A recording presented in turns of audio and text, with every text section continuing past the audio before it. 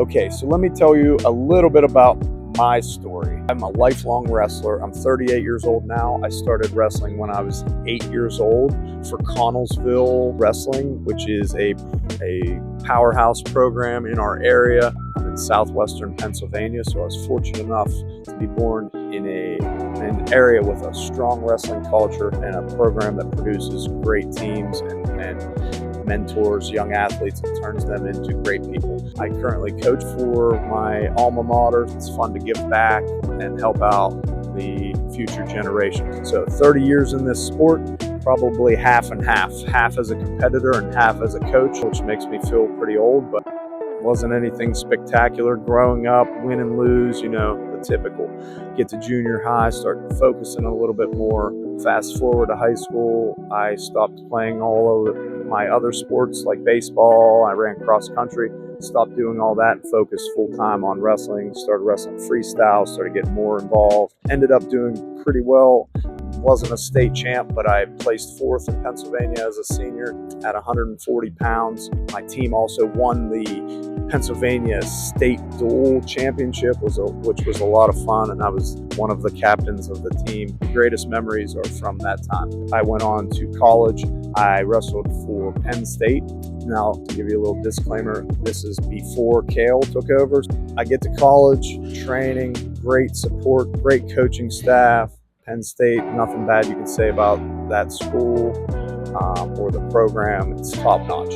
I get into my sophomore year and I'm starting having shoulder issues. My shoulder's dislocating during practice. But then in a match, it came out and the trainer kind of stopped me and realized my labrum was tore. My shoulder was pretty shredded.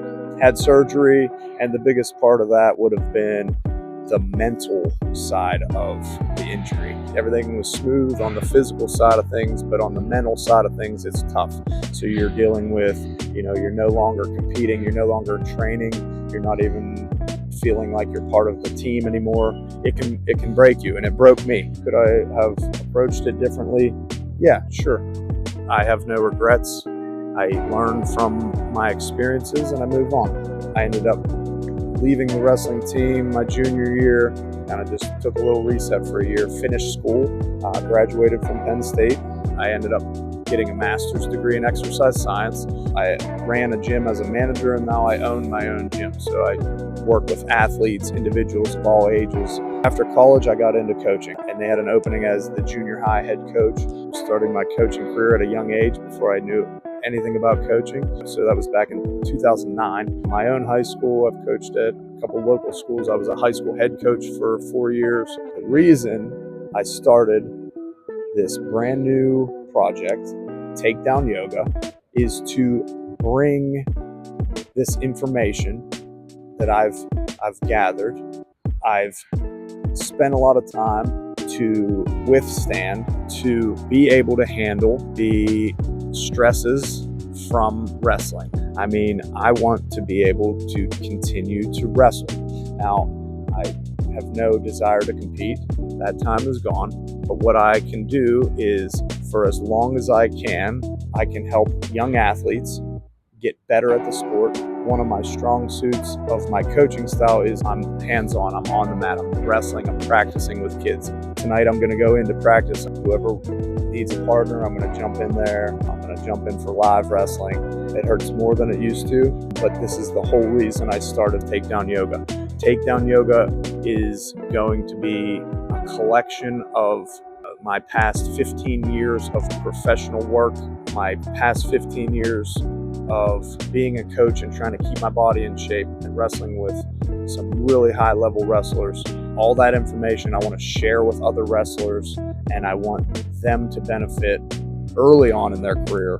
If it works for me, if I'm 38 years old and I can keep my body in good enough shape to withstand wrestling practice, imagine what this would do for you if you're in junior high, middle school, high school. Imagine if you could take these techniques and implement them into your wrestling right now. How much better your body's going to feel, how much better you're going to recover. You're going to be more resistant to injury so that you don't end up with a story like mine where your body breaks down before you reach your goals. Yes, you need to work hard. Yes, you need to train at a high level with intensity. You need to lift heavy weights to get stronger. I'm not saying change a thing. All I'm saying is add this in and it's going to make everything better. It's going to make you so much better in practice. It's going to make you feel better in a match. You're going to move better. You're going to perform better. It's going to make you feel better all the time because your body is going to be as healthy as it can be. Will injuries still happen? Yes. You can't prevent all injuries. But the likelihood of injuries happening will go way down. I still get injured in practice. If I didn't do these things, my body would be in bad shape. I would be beat up. There's no way I would still be wrestling. This is the answer. I work out. I keep my body strong. I do strength training. I wrestle, so my conditioning is very good. But this takedown yoga stuff is going to change the game. You're going to feel better. You're going to move better. You're going to perform better. And you're going to win more matches. If you made it this far in the video, please subscribe. I plan on putting out a ton of free content. And eventually, I'm going to have some more structured programs. Follow on Instagram, subscribe on YouTube. Let's build a better body together. Let's build a body that's built to battle.